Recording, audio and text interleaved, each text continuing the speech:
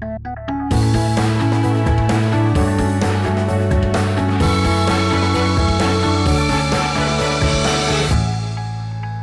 and welcome to Caffey and Commerce. I am your host, Derek. This podcast is produced by SRP Studios, podcast-powered branding for business growth. Visit srpstudiosllc.com for a free consultation. And if you want to explore how your business can be featured on this podcast, kindly access the forum link in the description area of this episode so we can get in touch and discuss the exciting opportunities available to showcase your business. Today's featured guest and business is Clint Bolton from Remax Realty Group. Whether you are selling your present house, buying your next home, or leasing commercial property, they can help. The Remax agents are ready to help you with all your real estate needs, and they appreciate the opportunity to earn your business. Their professional experience and affiliation with the global Remax network provide a competitive advantage in serving your real estate needs. You can find Clint and Remax at 1576 Monteith Avenue, Suite C, P.O. Box 933 in Hernando, Mississippi. Contact them at 662-403-4200. And two websites. For the brokerage, we have WeSellTheMidSouth.com. And for Clint personally, we have ClintBolton.com. How are you, sir? Doing well. Man, it's good to have you in here. Good to be here. So for context, we are fellow BNI chapter members, and BNI Hernando represent. Right. That's right. And we've been working on this for a while, and now you're finally in the studio. Yeah. I think you finally gained the courage to sit here in we front are. of these cameras. The cameras are on fire. It's like walking through a ring of fire to come in here. But so look, we're here to promote your business. Mm-hmm. It's as simple as that. Yep. Give you a nice long 45-minute commercial. But also learn about the person, like who Clint is and everything. But before we get into, I want to learn about your family and some of the personal life. But let's jump into the business right out of the gate. Remax Realty Group. Yep. So tell me more about your position in that business. Yes. So I am the broker owner of Remax Realty Group. I have been the broker owner of that company since its founding back in 2015. And so we are a full service real estate brokerage, everything from commercial to residential, land, all of that, leasing. My history, obviously, in the business, I go back to the beginning of 2007 is when I originally received my sales license in the business. And then a few years after that, got my broker's license, was just a sales agent for from 2007 up until 2011. Then in 2012 is when I opened an independent brokerage.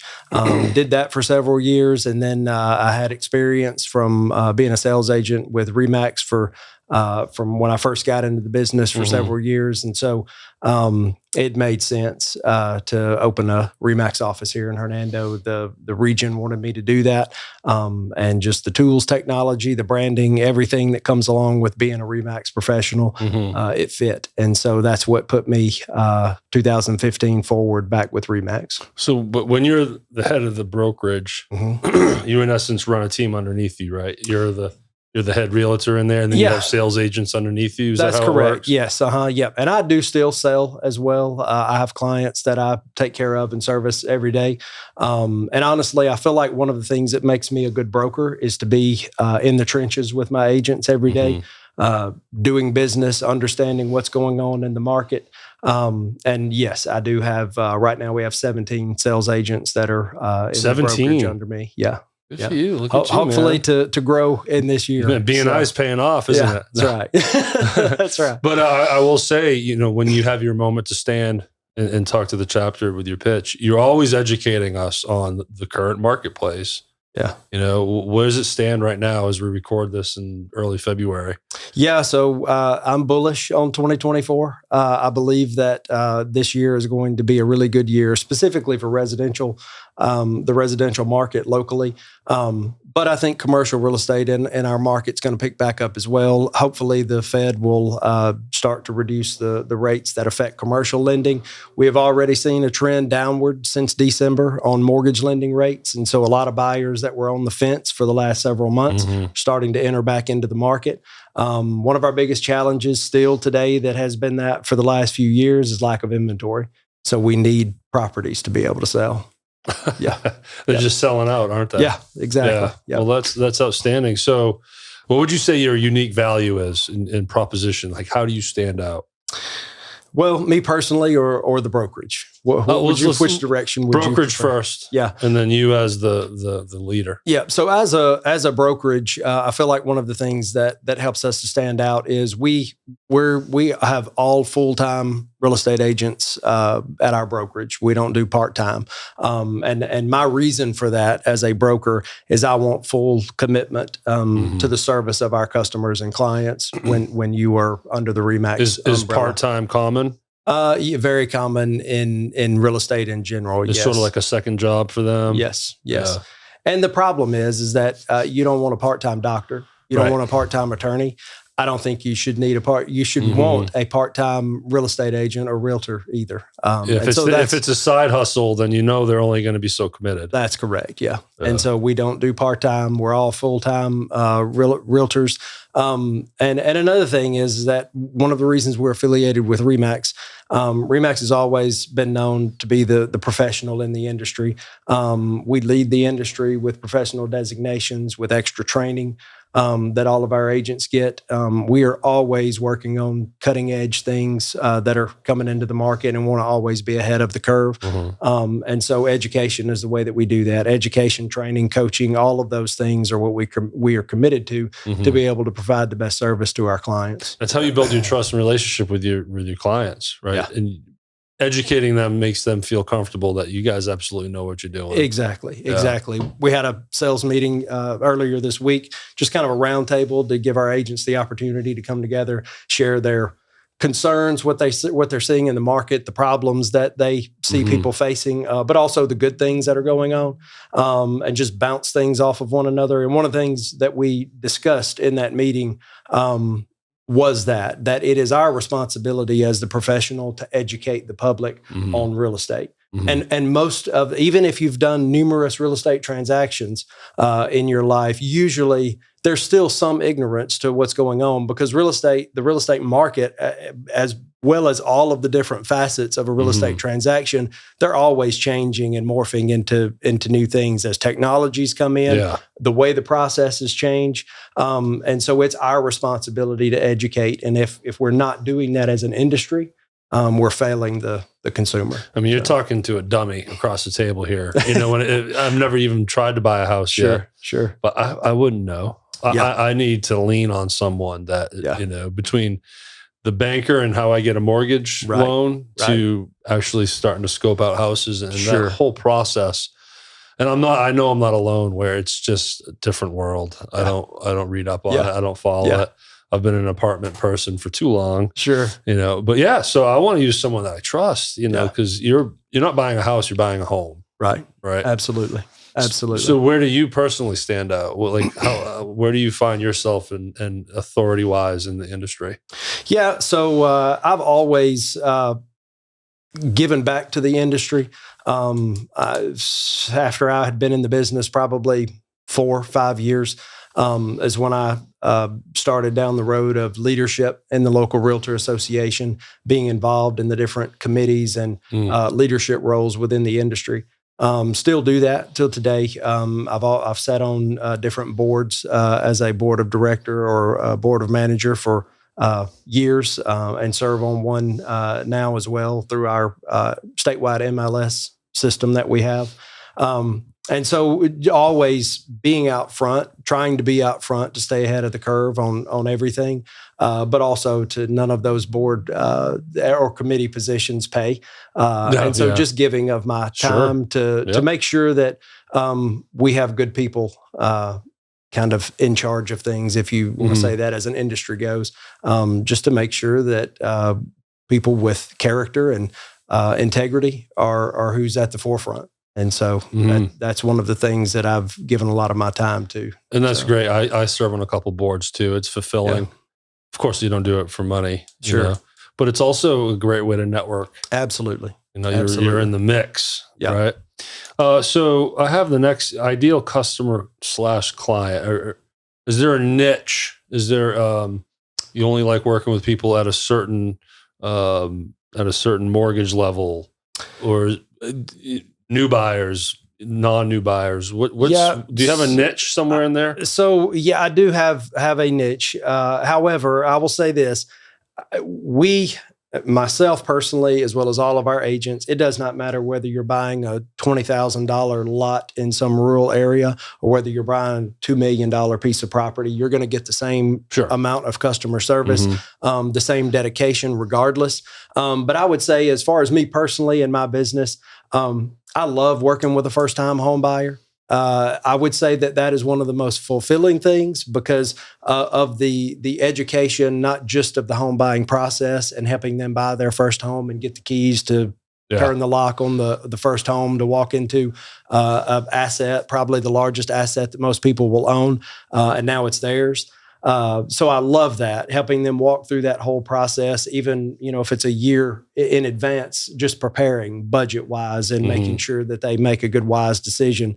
Those are some of the most fulfilling. I would say numbers wise, I probably, work with more real estate investors and home builders. Like custom builders? Yeah. Well, I say custom builders. Yes, when I have a client that wants a custom home, I do work with numerous custom home builders to be able to get them the product that they want. But I do represent a couple of spec builders as well that build houses just to sell. And so I represent them from the seller side. And then, back in the downturn, the housing market crash that I experienced not long after I got into the business. One of the niches that I became fairly proficient at that time was working with real estate investors. And that led me into doing a lot of real estate investing myself. And so I spend a lot of time working with people that are interested in getting into that world, that will need somebody by them that has experience and has done it for years, to be able to help them make some wise decisions when investing, whether that's flipping a house or buying a piece of dirt and making it something else and reselling it, or buying long-term buy and hold rental properties. So you got a full scope. Yeah, for sure. Now, I'm a brand new buyer. What's my first plan of attack? Do I go to the bank first? Do I find a realtor and then the realtor helps find the mortgage? That's what's the order of operations there? What should be, and this is where we come in, educating the general public. What should happen, the very first step that you should take is to sit down with a realtor. Okay. You need to have a consultation. That realtor should ask you to come in and sit down and have a consultation, just so that you can make sure, number one, that you're a good fit to work with one another. That's one of the main reasons that I want to sit in front of somebody before we sign an agreement to work with one another. I want to know that they feel like I'm a good fit for them, and I want to know that they're a good fit for me. So we set the expectations at that first meeting, so that they just understand what it looks like to work with me when I represent a client. And then in that meeting, we're going to talk about where they are with their finances right now, what their current living situation is, what their time frame is. And then based on where they are, then I'm going to say, okay, who is the best lender? Who has the best products that fit your particular position? Because by this time, you kind of have an idea what that mortgage looks like. Absolutely. After analyzing everything, you can say, okay, looks like you're going to need something at $250,000. Right. Yeah. And then, okay, now who's the lender we go to? Right. And for a first-time home buyer, maybe they need some down payment assistance or help with their closing costs. Well, I want to get them with a lender that is approved to do those types of grants and loan products. And so it just depends. Yeah, because if you go to the bank first, they're going to be like, well, what are you looking at? Well, how much do you need? Absolutely. Or would they just go straight to their credit score and be like, oh, you would be approved for this? Yeah. And a lot of times that's what it is. As a matter of fact, that's a complaint that we get sometimes with some lenders, unfortunately, is that first meeting on the phone will be, hey, go to my website and fill out this application, and then we'll talk and see where we're I at. can buy a $500,000 house. I mean, people, I hear that. Like, I got an amazing number, but there's no way I would have been able to afford that mortgage. Sure. So why do they give you such a balloon-sized number. That's where it comes to having a consultation with someone that knows what they're doing to be able to make sure that they buy in the price range that they need. I have sold homes a ton of times to people that could have afforded way more than what they purchased, but based on what their budget looked like and what they actually wanted to spend on their housing expenses each month, we had to back that back up.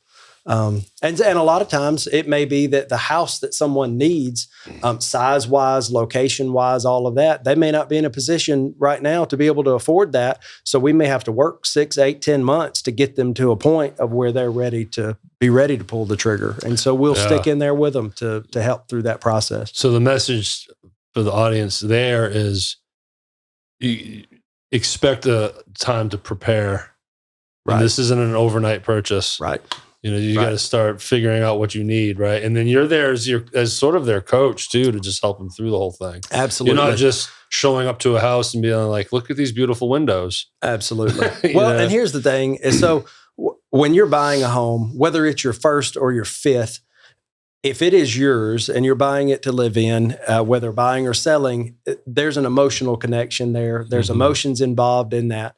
And where it comes in really handy to have a realtor that's selling 50 to 100 houses a year is the experience that's there. And we take that emotion out of it to help you to make a wise decision. Correct. On whatever problems you face. And there's always problems in every real estate transaction, whether you know about it as the client or not. Your agent may just be taking care of it if they're a good agent. But the deal is we're there to make sure that the emotion stays out of it. It's fine for you to have the emotion, but we can't let that make the decision in the process. It will muddy the water. Absolutely. For sure. Yeah. So, okay. We're working together. I got a bank loan secured. Now it's time to look at houses. What's that process look like? Yeah. So in our initial consultation, we're going to nail down exactly what you're looking for, the areas that you're looking for, the amenities that you need in the house, the size of the house. So we've got all of your wants list from that initial consultation. And then we'll be out searching, whether that's on market, off market properties, properties that we know of sellers that may sell if we had the right buyer for it. Gotcha. All of those things. So we're out scouring all of the available properties for you. We put that list together for you, real-time updates every day with here's what's available. This one might work for you. And then when you see those properties, after we send you the details on them, you tell us, hey, I'm interested in taking a look at these few. We schedule a time that works good for you.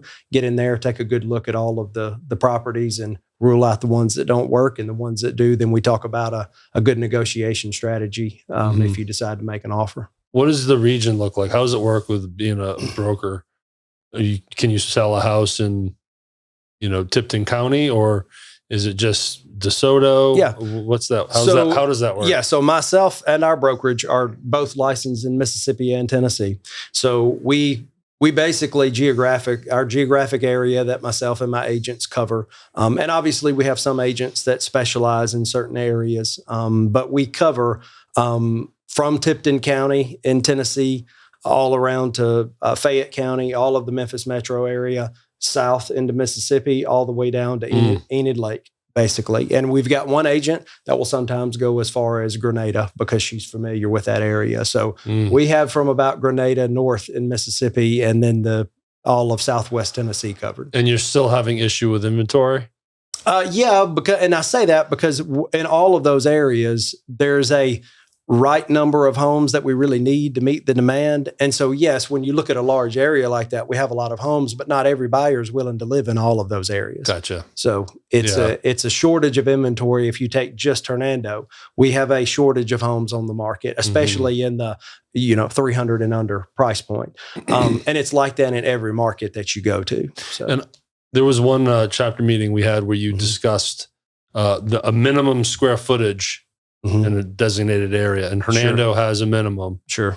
How does that work again? What's the minimum? Yeah, well, it depends on the neighborhood. Okay. But the issue is that with the inflated price of property, just land, raw dirt out there, when these developers go in and they buy these tracts of land to do the development on, all of the development costs have gone up tremendously over the last 5-6 years. So all of the input costs on those developments are much more expensive now. And then you have to get your plans approved through the planning departments, right? Whether that's Hernando or Olive Branch or South Haven or the county. But they have certain minimums that they will allow. And that's based on what they want and what they will allow. And so right now it is difficult to get minimum square footages to something lower than 1,600 to 1,800 square feet. And most builders that you talk to will tell you that it's difficult to be profitable building a house any smaller than that anyhow. Well, if the ground's already so expensive. Yeah. Yeah. You need more square footage to spread that cost across. But I think it might also be a way to keep a community at a certain level, correct? Is that part of it as well? Yeah, absolutely. Yeah. Every housetop is a tax dollar, right? Yeah. Income for the municipality that it's located in. So my dream home is very modest. Yeah. It's just, 3-bed, 2-bath, got to have a furnished and finished loft above the garage. Yeah. And then, I don't know, a little bit of land. I want to be fenced in. Yeah. I don't know what, that's probably $300,000 right now. It depends on the square footage size of it, but absolutely. Do they make 800 square foot houses like that? No. You have to go tiny closet bedrooms. You have to go into some of the old neighborhoods where they used to allow houses that small. Yeah, right. But some of them are nice. Yeah. So let's move to the personal side. So where are you from? Grew up in a big town called Pope, Mississippi. And for the people that don't know where Pope is, if you know where Batesville is located, it's just outside of Batesville. Okay. So graduated from South Panola High School. Okay. Yeah. So my daughter's orthodontist was in Batesville. Okay. I drove there every month for 2 years. Yeah. Wow. Just take the main road to 51. Yeah.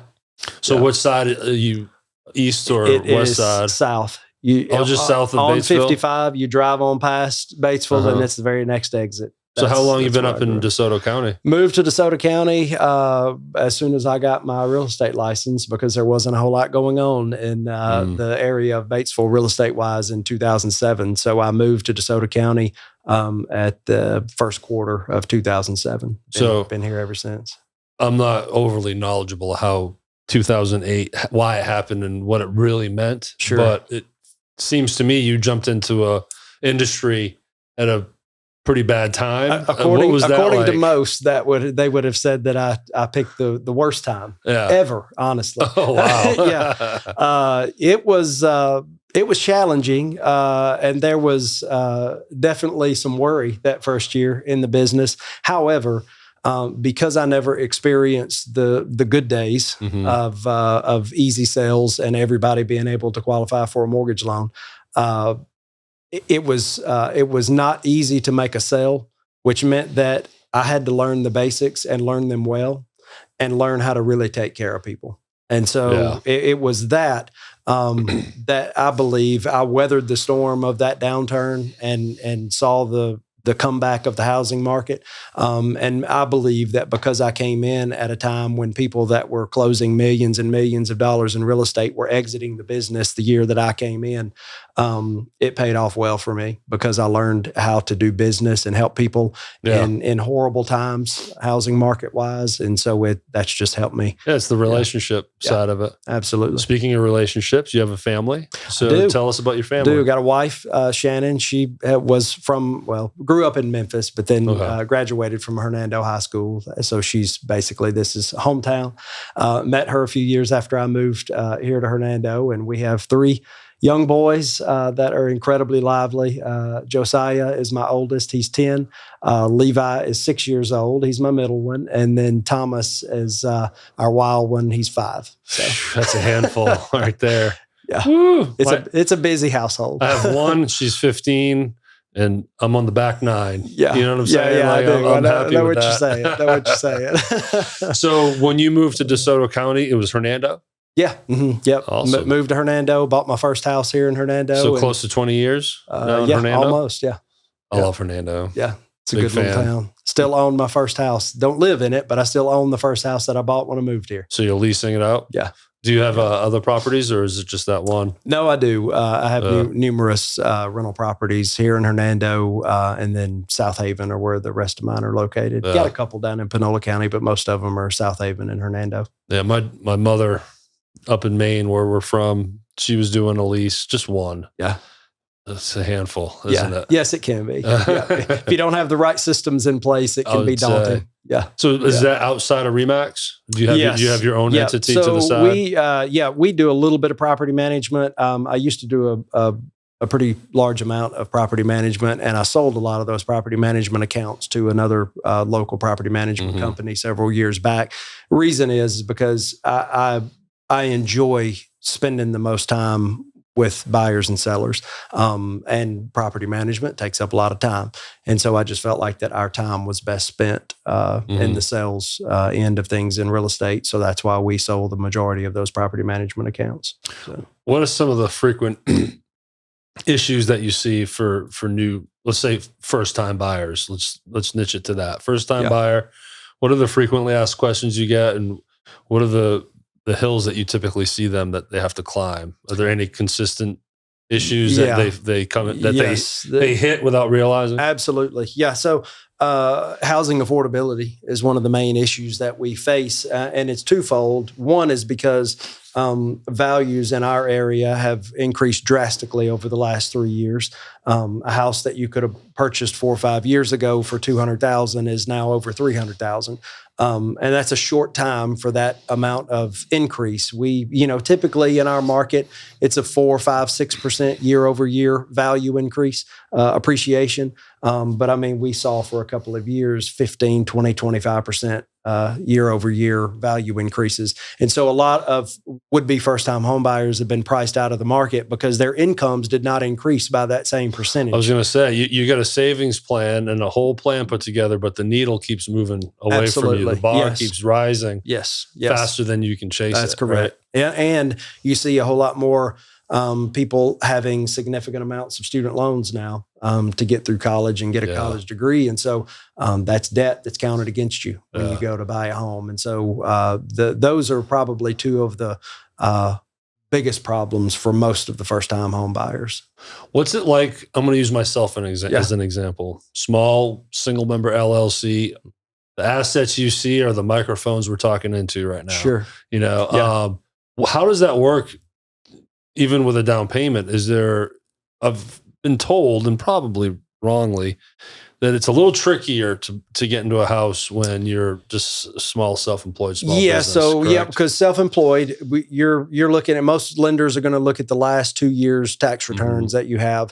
And most self-employed people are going to write off as many business expenses as you possibly can. That's what it was. Because you want to lower your tax burden. So it brings that net down. So it brings your net income down, your adjusted gross income on your tax returns, which causes the problem with with qualifying. That's what was explained to me. It's like a balance. Yeah. So you might have to pay more taxes to show a better net. Correct. Yeah, that's interesting. Yes, and for a mortgage loan specifically, because the majority of your mortgage loans are backed by Fannie Mae, Freddie Mac, FHA, VA, or the USDA. And so all of them have some type of government back.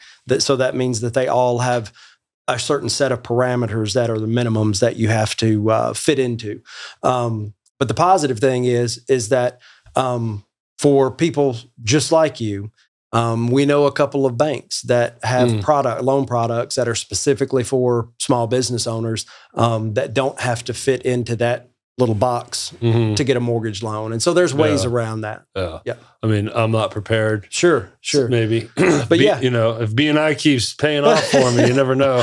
Well, but there's a ton of small businesses in our area. And that's a problem that you run into a lot of times. Yeah. That's interesting because it's tough. You want to get as many deductions as possible. Yeah. And in terms of 2-year tax returns, can we skip 2023? I'll give you 21 and 22. Right. Unfortunately not. That doesn't work that way. We could talk of it and taking the last 3 and just averaging. Yeah. But hopefully, there's a bell curve there, I guess. Yeah. So future, do you have some goals that, as far as scaling up or different components of this industry that you're not a part of, that you want to be? What's the next 5 years look like for you? Yeah. So as a brokerage, we definitely are looking to grow agent count. We're selective about the agents that we pursue to come on board because we have a really cool office culture there. It's a culture that all the agents are willing to help one another. Yeah, I mean, we're always trying to go above and beyond to make sure that our clients and our team are taken care of. And so we would like to bring on some more agents that we're not always looking for the top producer. We're looking for the ones that operate with integrity, that know what they're doing, that take the time to focus on education and staying at the forefront of what's going on so that they can best serve their clients. And so one of the target markets, I would say, for agents to join our brokerage would be agents that feel like they have kind of hit a ceiling where they're at, and they need the tools, the education, the coaching, the mentoring to be able to take things to the next level.